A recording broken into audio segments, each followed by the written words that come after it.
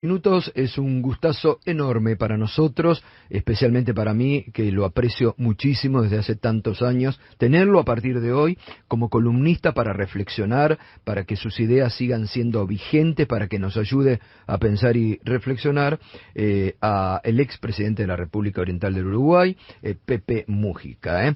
Pepe, buen día, ¿cómo vamos? Buenos días, un gusto poderlos saludar y a través de ustedes una franja muy importante del pueblo argentino, mis queridos compatriotas latinoamericanos.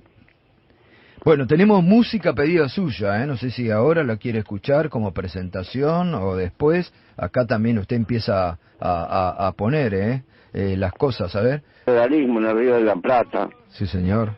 Un impulsor, porque no se olvidó jamás de los gauchos pobres, porque dejó el cuero haciendo un reparto de tierra sin precedente en la historia de América Latina y tira a México.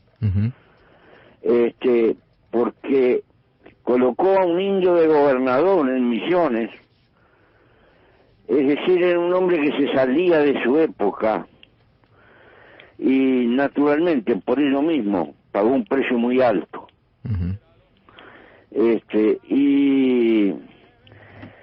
Y fundaba el Uruguay, que precisaba un símbolo, después de haberlo despreciado y muchas cosas lo tomaron como el caudillo de la nacionalidad, y en realidad era toda una visión del Río de la Plata cuando emergíamos en el camino de la independencia en los tiempos de la colonia. Por ello, para mí tiene un hondo contenido como varios patriarcas de la historia latinoamericana, con los cuales todavía tenemos una deuda histórica. Usted sabe que yo soy entrerriano, de la tierra de Pancho Ramírez, que también ayudó mucho a esto que usted dice. Sí. Así que bueno. De esas luchas se fue fraguando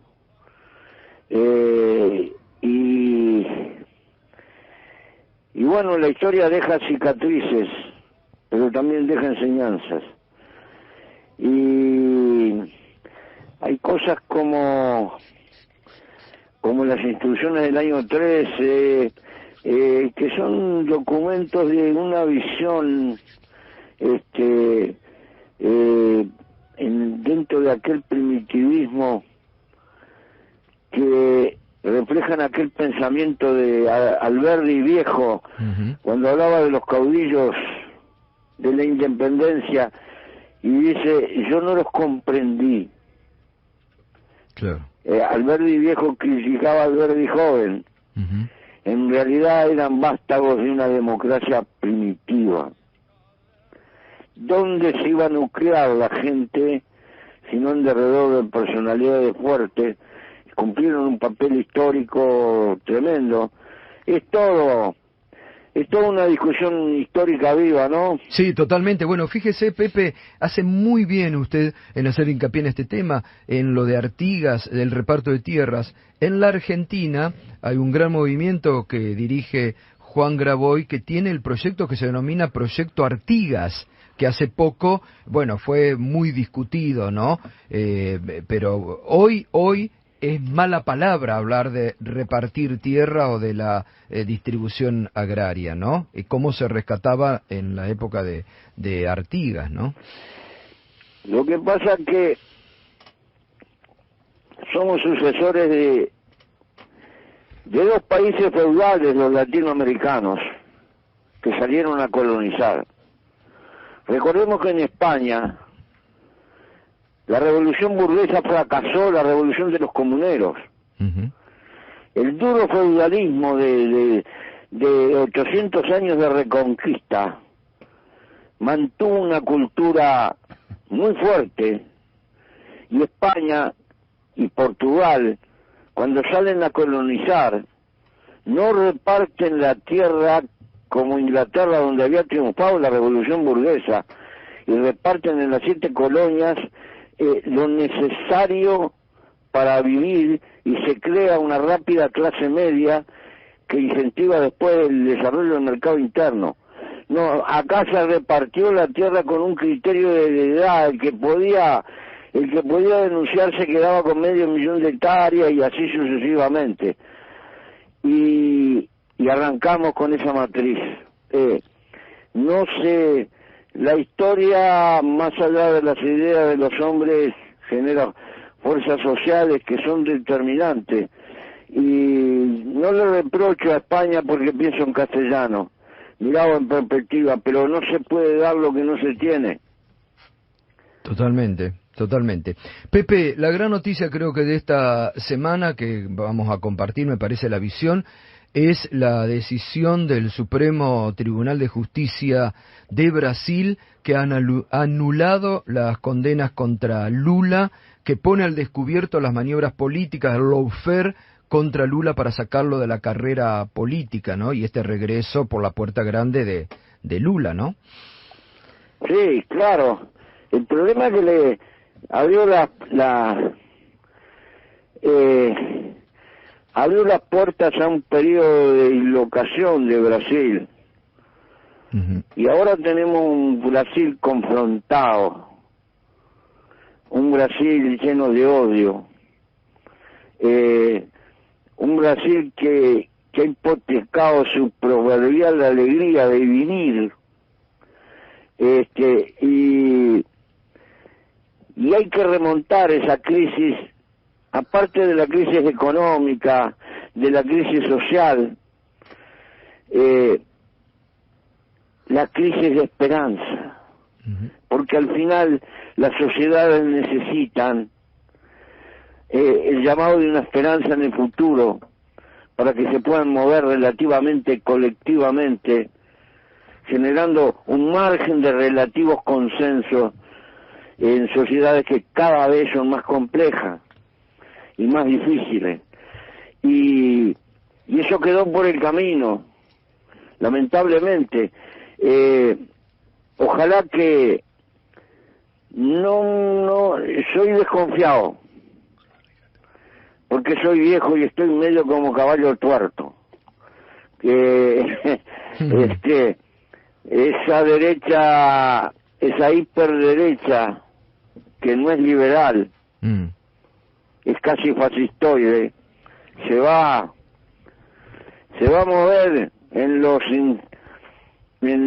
intersticios de los mecanismos jurídicos seguramente, y vamos a tener lío. Ojalá que esta decisión sea respetada y que Lula sirva para cicatrizar un poco la crisis que tiene el pueblo brasilero, que es lo que más me preocupa.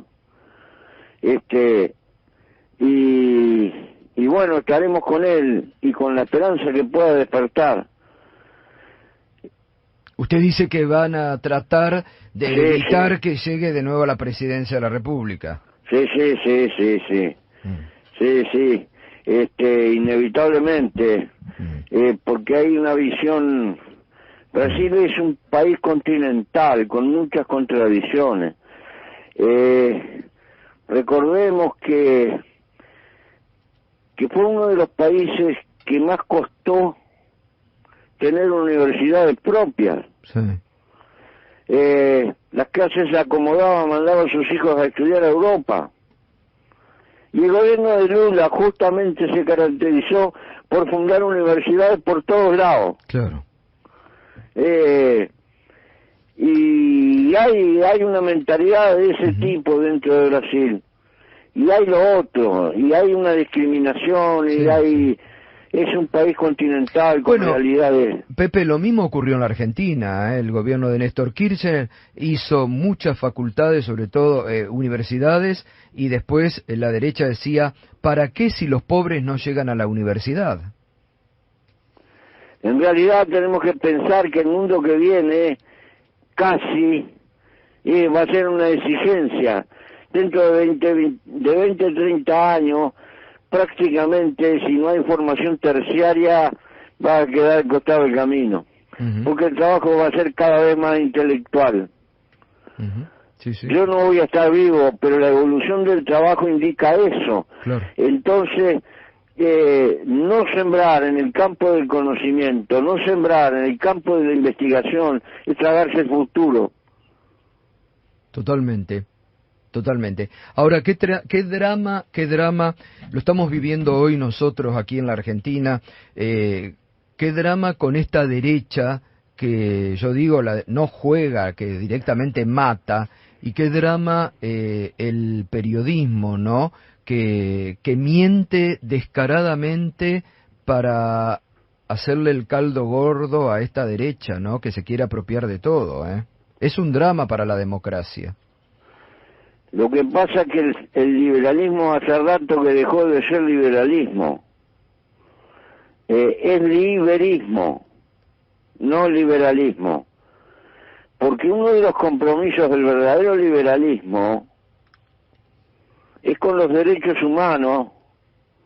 Si bien afirma cierta visión en la economía, del punto de vista de los principios, es un cultor de la integración en el campo de la libertad y el respeto a la opinión distinta.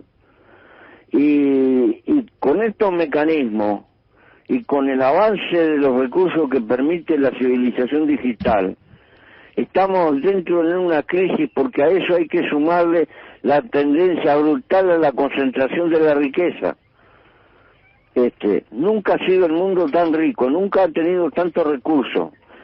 Sin embargo, empieza a haber una distancia entre el común de la clase media y una hiperriqueza de carácter colosal que termina siendo frustrante. Y entonces los medios de comunicación empiezan a ser cada vez más determinantes por la génesis de los intereses económicos.